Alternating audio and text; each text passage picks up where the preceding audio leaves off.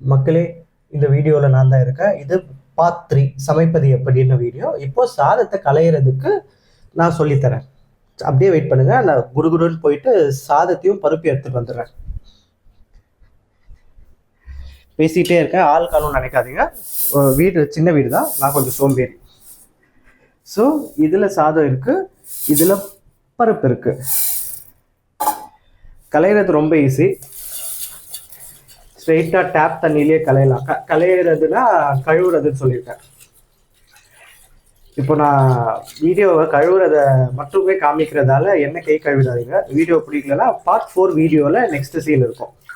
ஆனால் இந்த களையிற வீடியோலேயே நான் கடைசியில் வந்து எவ்வளோ தண்ணி ஊற்றணும்னு இந்த வீடியோவில் சொல்லிடுவேன். ஸோ நீங்கள் பார்ட் 4க்கு போகிறதுக்கு முன்னாடி இந்த வீடியோவோட எண்டு பாருங்கள். அதில் நான் தண்ணி எவ்வளோ ஊற்றணும்னு சொல்லியிருப்பேன்.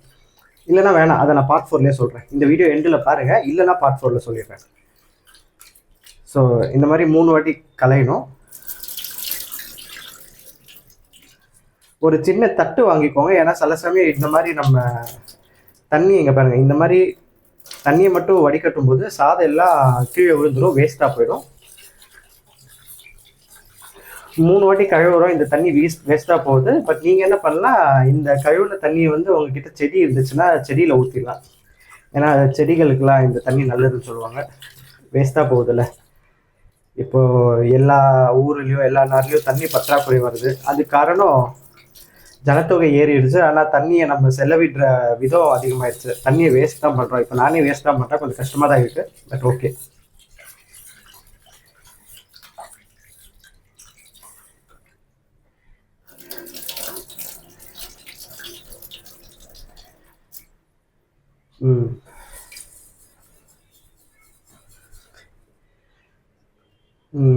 சாதத்தை 3 வாட்டி கழுவிட்டேன். ஒரு நிமிஷம் வெயிட் பண்ணுங்கள். குடிக்கிற தண்ணி இங்கே தான் இருக்குது. இங்கே பாருங்கள், குடிக்கிற தண்ணி. இப்போ நான் ஏன் குடிக்கிற தண்ணி எடுத்துகிட்டு வந்தேன்னா, இப்போ நான் 3 வாட்டி சாதத்தை களைஞ்சிட்டேன். இப்போ 4வது வாட்டி தான் சாதம் சமைக்கிறதுக்கு எவ்வளோ அளவு தண்ணி ஊற்றணுன்றது நம்ம ரொம்ப முக்கியம். அதுக்கு வந்து நம்ம குடிக்கிற தண்ணியை யூஸ் பண்ணணும். கழுவுறதுக்கு எந்த தண்ணி வேணால் யூஸ் பண்ணலாம். இப்போ நம்ம காஃபி டம்ளர், டீ டம்ளர்லாம் கழுவுறதுக்கு ஒரு தண்ணி, ஆனால் குடிக்கிறதுக்கு நல்ல தண்ணி தானே. அந்த மாதிரி லைட்டாக, ஆனால் குடிக்கிற தண்ணியை வச்சு கழுவிடுவேன். ஏன்னா பழைய டேப் வாட்டர் லைட்டாக தான் இருந்துச்சுன்னா அது வடிகட்டி போயிடும். நீங்கள் கேட்கலாம், டேப் வாட்டரே போட்டு சமைக்கலாமே, சுடதானே போகுது தண்ணி அப்படின்னு. என்னென்னா சில டேப் வாட்டரில் வந்து உப்பு இருக்கும், அதனால் பாத்திரம்லாம் கருப்பாயிடும், குக்கர் கருப்பாயிடும்வாங்க. அதனால் இப்போது ரொம்ப முக்கியமான விஷயம், டம்ளர் எடுத்துக்கிட்டு இருக்கேன். ஆலில் இருக்குது. என்ன டம்ளர்னு பார்த்தீங்கன்னா, இந்த டம்ளரில் தான் நான் வந்து போன வீடியோவில் எவ்வளோ அரிசி வச்சேன்னு சொன்னேன். இந்த டம்ளரில் நான் 1/2 டம்ளர் அரிசி வச்சேன். ஸோ 1/2 டம்ளர் அரிசி வச்சா ஒரு 1.5 டம்ளர் தண்ணி ஊற்றலாம்.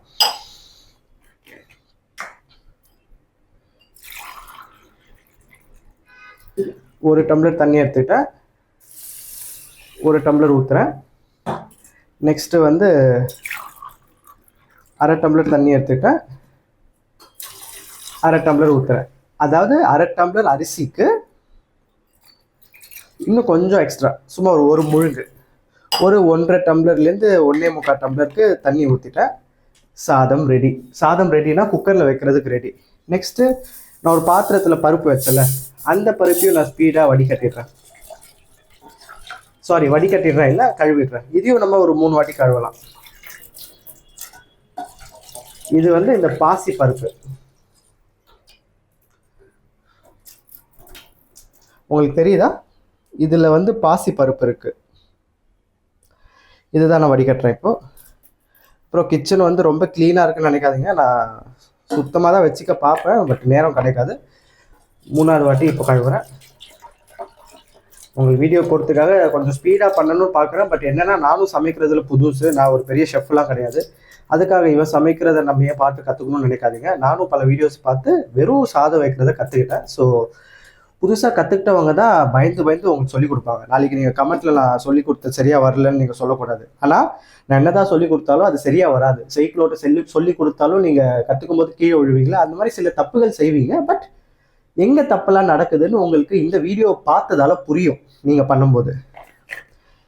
இப்போ இதில் வந்து பார்த்தீங்கன்னா, பாசி பருப்பில் ரொம்ப முக்கியமான விஷயம் பார்த்தீங்கன்னா, லைட்டாக தண்ணி. இங்கே பாருங்க, ரொம்ப கம்மியாக தண்ணி, லைட்டாக அது மேலோட இருக்கிற மாதிரி. இதில் அளவுலாம் கிடையாது, கொஞ்சோண்டு தண்ணி, அவ்வளோதான். இப்போ நம்ம செய்ய வேண்டிய முக்கியமான விஷயம், இங்கே பாருங்க, சாதத்தில் தண்ணி போட்டாச்சு, அடுத்தது பருப்புலையும் தண்ணி வச்சாச்சு. இந்த 2 கண்டெய்னர் ரெடி. இந்த 2 கண்டெய்னரை தான் நம்ம வந்து குக்கரில் வைக்க போகிறோம். வைக்கிறதுக்கு முன்னாடி இதை ஒரு 5 நிமிஷம் ஊற வைங்க. பொதுவாக 5 நிமிஷம் ஊறினதுக்கப்புறம் குக்கரில் வச்சிங்கன்னா சாதம் நல்லா காணும்னு சொல்லுவாங்க. காணும்னா நல்லா ஒப்பி வரும். அடுத்த வீடியோவில் பார்க்கலாம் குக்கரில் வைக்கிறது, அதுதான் ஃபைனல் வீடியோ.